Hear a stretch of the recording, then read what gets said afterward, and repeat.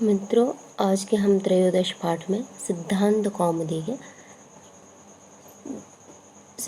कौमुदी के तिङन्तवादि प्रकरण में कुछ विशेष सूत्रों को पढ़ेंगे, जो इस प्रकार है।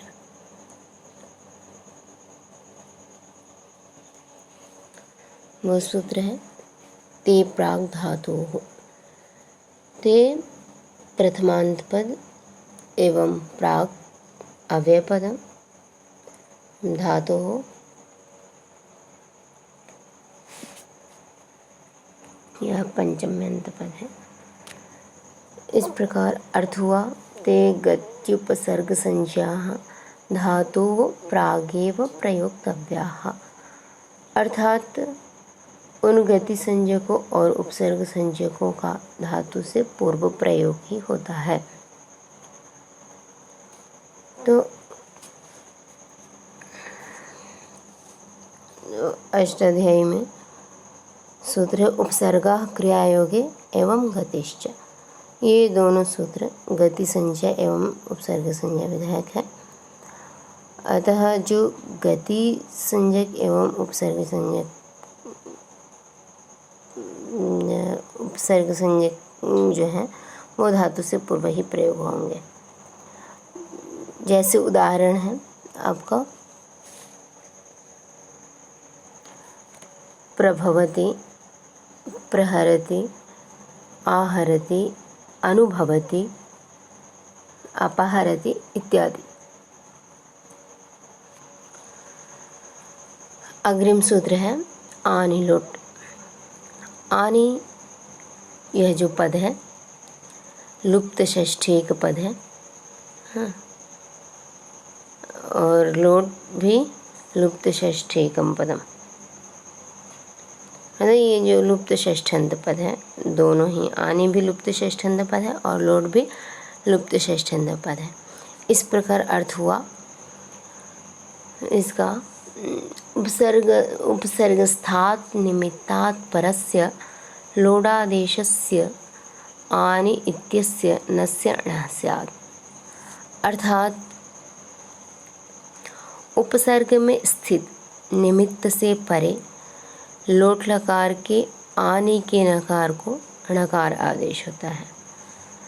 तो उपसर्ग में स्थित होना चाहिए और निमित्तात् परस्य, अर्थात जो णत्व विधान करने में जो निमित्त होता है, अर्थात रेफ शकार इत्यादि से उत्तर होना चाहिए, अट को पो आंग इनका व्यवधान होना चाहिए।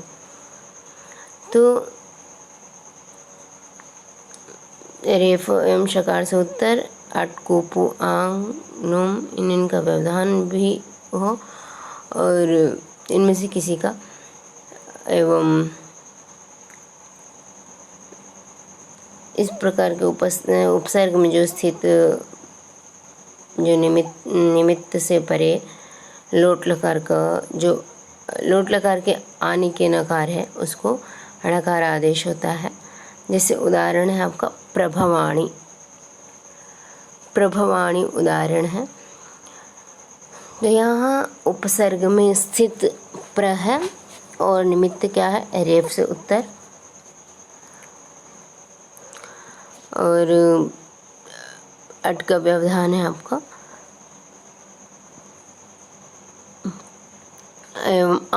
ये जो है लोट लकार के आनि के नकार है। यहाँ पे प्रभवाणी में जो प्रभवानी नी है उसको क्या हो जाएगा, अणत्व हो जाएगा। तो प्रभवाणी इस प्रकार बनेगा। तो प्र प्लस भवानी था, ये लोट लकार का आनि के नकार है इसलिए उसको अणत्व हो गया। इस प्रकार प्रभवाणी यह शब्द निष्पन्न हुआ। इस सूत्र में दो वार्तिक पढ़े गए हैं। प्रथम वार्तिक इस प्रकार है दुरः षत्वणत्वयोः उपसर्गत्व प्रतिषेधो वक्तव्यः।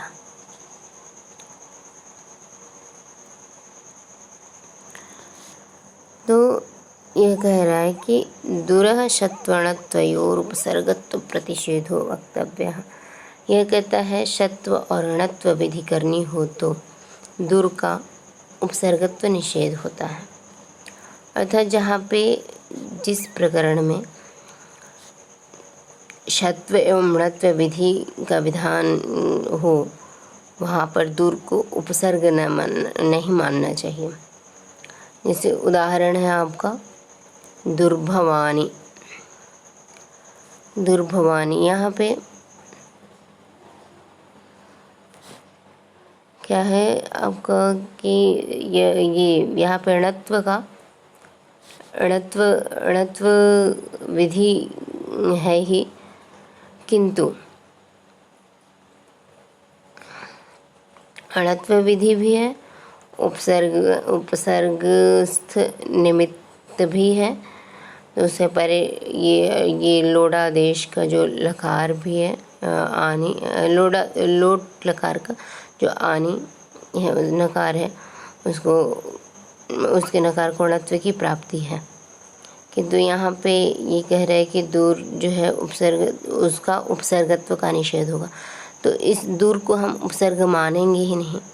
अतः यहाँ पर अणत्व का कोई प्रयोजन ही नहीं है, अणत्व विधान नहीं हो पाएगा, क्योंकि जो आनी लोट सूत्र है वो उपसर्ग में स्थित ही कार्य करता है। तो जब दूर इस उपसर्गत्व का ही निषेध हो गया तो अणत्व विधि प्राप्त ही नहीं होगा। अतः यहाँ पे दुर्भवानी इसी प्रकार रूप रहेगा, यहाँ पे अणत्व विधि नहीं होगा, क्योंकि दूर उपसर्ग का यहाँ पे उपसर्गत्व सिद्ध नहीं है इस वार्तिक से। अग्रिम वार्तिक है अंतः शब्दस्यांकी विधिणत्वेषु उपसर्गत्वं वाच्यम। वार्तिक है आपका अंतः शब्दस्यांकी विधिणत्वेषु उपसर्गत्वं वाच्यम, अर्थात अंग प्रत्यय के विधान में, की प्रत्यय के विधान में और णत्व के विधान में अंतर शब्द को उपसर्ग कहना चाहिए। तो यहाँ ये जो अंतर शब्द है, जो अंतर शब्द है वो उसका क्या है, उपसर्गत्व सिद्ध कथनचित नहीं है, क्योंकि जो उपसर्ग है 22 उपसर्ग, उसमें अंतर शब्द का परिगणना नहीं की गई है। अतः इसका उपसर्गत्व कथनचित सिद्ध नहीं है, किंतु इस वार्तिक से अंतर शब्द को भी हम उपसर्ग मान लेंगे। तो अप्राप्त उपसर्गत्व में उपसर्गत्व का विधान करता है यह वार्तिक। अतः अंतर शब्द है, भवानी शब्द है, तो पूर्ववत ही इसको उपसर्ग मान लेंगे। उपसर्ग में स्थित जो निमित्त परे होने पर लोट लकार के आने के नकार को क्या हो जाएगा, णकारादेश हो जाएगा। इस प्रकार अंतर्भवाणी यह रूप निष्पन्न होगा।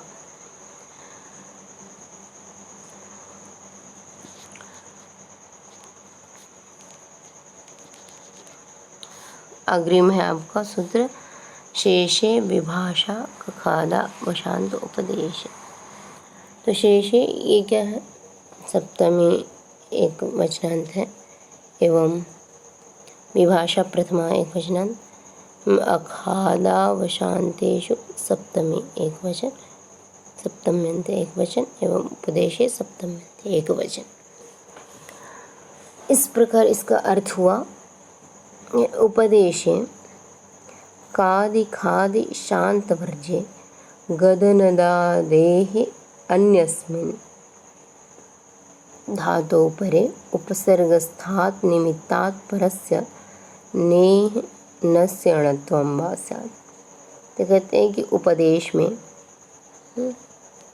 उपदेश में कादि खादि शांत को छोड़कर गदनदादि से जो अतिरिक्त हैं अन्य जो धातु हैं, और यदि वो उपसर्ग में स्थित और निमित्त परे है तो नि का जो निर उपसर्ग है उसके नकार को क्या हो जाएगा, क्षम्यता, नेह नस्य अणत्वम वासत। जो नी है उसको क्या हो जाएगा, णत्व हो जाएगा। तो यहाँ पे यहाँ मतलब नीर कहने का मतलब उपसर्ग ही है यहाँ पर। तो नीर उपसर्ग है, उसको नकार को क्या हो जाएगा, विकल्प से णकार आदेश होगा। तो जैसे उदाहरण से हम समझेंगे, प्र निर उपसर्ग है, नी उपसर्ग है। तो नी का जो नकार है उसको ये अणत्व विधान विकल्प से करता है। तो आपकी स्थिति है प्रणिभवति में प्रणिभवति। तो यहाँ पे जो नि उपसर्ग का जो नकार है उसको णकार विकल्प से करता है, और यह उपदेश में है। एवं गदनद आदि जो परिगणित है, गदनद पत इत्यादि जो है उनसे भिन्न है। अन्य धातु अर्थात भवति उनमें परिगणित नहीं किया गया है गदनद आदियों में, अतः ये अन्य धातु से परे है और उपसर्ग में स्थित है, अर्थात प्राणी ये उपसर्ग है। तो उपसर्ग में स्थित निमित्तात् परे है, नी है, उसको क्या हो जाएगा, अणत्व हो जाएगा। अतः अणत्व विकल्प से होगा, अतः प्रणिभवति। इस प्रकार विकल्प से रूप, दो रूप बनेंगे। इहोपसर्गाणाम असमस्तत्वेपि संहिता नित्या। कहते हैं कि इस प्रकरण में उपसर्गों के असमस्त होने पर भी संहिता नित्य होती है, क्योंकि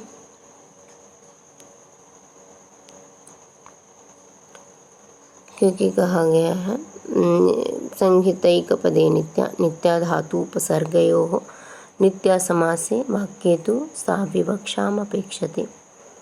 अर्थात जहाँ एक पद हो वहाँ संहिता कहना चाहिए, एवं धातु और उपसर्ग का जहाँ प्रकरण हो वहाँ भी नित्य ही संधि होती है। एवं नित्या समासे वाक्ये तु, समस्त समास में भी नित्य ही संहिता होती है। वाक्ये तु सा विवक्षाम अपेक्षा, अर्थात वाक्ये तु विवक्षाधीनं भवति। यदि संहिता कर्तव्यं भवति चेत् संहितां करोतु, अन्यथा असमस्तमपि वक्तुं शक्यते। अर्थात हम वाक्य में संहिता करके बोले, संधि करके बोले या संधि न करके बोले, वो हमारी विवक्षा के अधीन होता है। इस प्रकार इसका तात्पर्य हुआ। इति सत्ताद्यर्थ निर्देशश्चोपलक्षणम्। तो कहते हैं सत्तादि अर्थ का निर्देश का उपलक्षण है। जैसे उदाहरण आपका दे रखा है, यागत स्वर्गो भवति इत्यादि उत्पद्यते इत्याद्यर्थात्। तो ये भू इत्यादि जो है सत्तादि अर्थ निर्देश का उपलक्षण है। उपसर्गास्त्वर्थ विशेषस्य द्योतकाः। करे उपसर्ग का जो अर्थ है वो उपसर्ग जो है वो अर्थ विशेष का द्योतक होता है। उपसर्ग क्या होता है, अर्थ विशेष का द्योतक होता है। कुछ लोग उपसर्ग को वाचक भी मानते हैं, किंतु वैयाकरण जो है वो उपसर्ग को द्योतक मानते हैं। अतः उपसर्ग क्या है, अर्थ विशेष का द्योतक है। इस प्रकार प्रभवति पराभवति, तो प्र उपसर्ग लगने से भू धातु का अर्थ तो सत्ता है, किंतु प्र उपसर्ग लगने से उसका अर्थ वो प्र उपसर्ग जो है वो अर्थ विशेष का द्योतन करने लग जाता है। अर्थात प्रभवति मतलब उद्भव होना। तो इस प्रकार सभी का अर्थ है। तो यहाँ पे हम वैयाकरण के दृष्टि में उपसर्ग को द्योतक ही मानते हैं। तो अनुभवति, अभिभवति, उद्भवति, परिभवति इत्यादि विलक्षणार्थावगते, विलक्षण अर्थों का ये द्योतक होता है। तो उत्तम च उपसर्गेण धात्वर्थो बलाद अन्यत्र नियते। उपसर्गेण धात्वर्थो, उपसर्ग के द्वारा अन्य अर्थ का धातु से अन्य अर्थ का द्योतन होता है, अर्थात उपसर्ग लगने से एक विशेष अर्थ का वहाँ पे आनयन होता है। इस प्रकार हम समझेंगे, जैसे प्रहार, आहार, संहार, विहार, परिहार इत्यादि ये उपसर्ग लगने से धातु का अर्थ ही कुछ अन्य हो जाता है। इस प्रकार हम समझेंगे। तो आज का हम पाठ यहीं पर स्थगित करते हैं। अग्रिम पाठ है, हम एध धातु का पढ़ेंगे, जो कि आत्मनेपदी धातु है, अनुदात्त धातु है। तो